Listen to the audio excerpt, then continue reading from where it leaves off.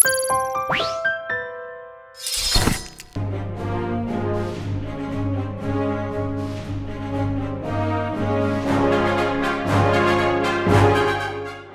ষষ্ঠ অধ্যায়ে ইন্দোনেশিয়ার সাথে পরিচিত হয়েছিলাম। সেখানে আমরা দেখেছিলাম যে ইন্দোনেশিয়া 1942 খ্রিস্টাব্দে জাপানের অধীনে যাওয়ার আগে অবধি একটি ডাচ উপনিবেশ ছিল। ঔপনিবেশিক শাসনকালে ডাচেরা ইন্দোনেশিয়ার প্রাকৃতিক সম্পদ ও কৃষি পণ্যের যথেচ্ছ লুণ্ঠন করেছিল, যার থেকে সেখানকার মানুষের মধ্যে ক্ষোভের সৃষ্টি হয় এবং ডাচ বিরোধী আন্দোলন শুরু হয়, যা আমরা আগের অধ্যায়ে দেখেছি। 1942 খ্রিস্টাব্দে ইন্দোনেশিয়া জাপানের অধীনে চলে এলে জাপানের উদ্যোগে সেখানে কয়েকটি জাতীয় প্রতিষ্ঠান গড়ে ওঠে। তবে আমরা জানি যে ডক্টর সুকর্ণের নেতৃত্বে ন্যাশনাল পার্টির জাতীয়তাবাদী আন্দোলন ইন্দোনেশিয়ার মানুষের মধ্যে ছড়িয়ে পড়েছিল। আবার জাপান দ্বিতীয় বিশ্বযুদ্ধের সময় আত্মসমর্পণ করলে ইন্দোনেশিয়া নিজেকে প্রজাতন্ত্র হিসাবে ঘোষণা করলেও পূর্ণ স্বাধীনতা পায়নি। এই সময়ে ইংল্যান্ডের সহায়তায় হল্যান্ড আবার ইন্দোনেশিয়া তাদের ঔপনিবেশিক শাসন জারি করতে উদ্যত হয়।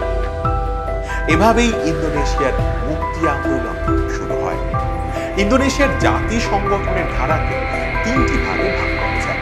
প্রথম পর্ব হিসাবে করা হয় 1900 খ্রিস্টাব্দ থেকে 1945 খ্রিস্টাব্দ সময়কে, যখন ইন্দোনেশিয়ার মানুষ সচেতন হতে শুরু করে। আর এই জাতীয়তাবাদী চেতনার উন্মেষ ঘটার সাথে সাথে এই সময় ইন্দোনেশিয়া ঔপনিবেশিক শাসনের বিরুদ্ধে আন্দোলন চলতে থাকে। 1945 খ্রিস্টাব্দে ইন্দোনেশিয়া স্বাধীনতা ঘোষণা করে মুক্তি আন্দোলন দ্বিতীয় পর্যায়ে প্রবেশ করে। তাই 1945 থেকে 1950 খ্রিস্টাব্দ পর্যন্ত সময়কে জাতি সংগঠনের দ্বিতীয় পর্যায় হিসাবে ধরা হয়। সেই সময় ইন্দোনেশিয়ার মানুষ পুনরায় প্রতিষ্ঠিত হওয়া ডাচ ঔপনিবেশিক শাসনের বিরুদ্ধে সংগ্রাম চলতে করে। 1948 খ্রিস্টাব্দে ইন্দোনেশিয়ার সংগ্রাম তীব্রতর হয়। ইন্দোনেশিয়ার ঘটনা ভারত আন্তর্জাতিক মঞ্চে উত্থাপন করে। রাষ্ট্রপুঞ্জের নিরাপত্তা পরিষদ এই ব্যাপারে উদ্যোগী হয়ে উঠলে এবং ঠান্ডা লড়াই শুরু হলে হল্যান্ডের পক্ষে ইন্দোনেশিয়ায় তাদের উপনিবেশ ধরে রাখা কঠিন হয়ে ওঠে। 1949 খ্রিস্টাব্দ অবধি এই সংগ্রাম চলেছিল। 1950 খ্রিস্টাব্দ থেকে ইন্দোনেশিয়া জাতি সংগঠনের তৃতীয় পর্যায়ে প্রবেশ করে। এই বছর জুলাই মাসে রাষ্ট্রপতি পূর্ণ স্থিতাবস্থার প্রস্তাব দেয় এবং ইন্দোনেশিয়ার স্বাধীনতা স্বীকার করে সংবিধান তৈরি করার কথা বলে। ইন্দোনেশিয়া যুক্তরাষ্ট্রীয় কাঠামো গ্রহণ না করে এক কেন্দ্রিক রাষ্ট্র গড়ে তোলার কথা ভাবে এবং ইন্দোনেশিয়ায় গণতান্ত্রিক সাংবিধানিক শাসন ব্যবস্থা প্রতিষ্ঠিত হয়। ডক্টর সুকর্ণ রাষ্ট্রপতি পদে ও ডক্টর মোহাম্মদ হাত্তা প্রধানমন্ত্রী পদে নির্বাচিত হন।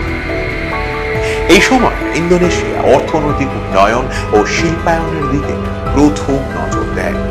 এভাবেই ইন্দোনেশিয়াতে ঔপনিবেশিক শাসন শেষ হয় ও ইন্দোনেশিয়ায় অবৌপনিবেশিকরণ ঘটে।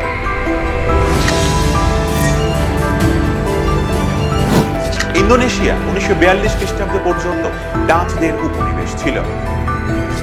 ইন্দোনেশিয়া 1942 খ্রিস্টাব্দে জাপানের অধীনে চলে যায়। 1945 খ্রিস্টাব্দে ইন্দোনেশিয়া স্বাধীনতা ঘোষণা করে।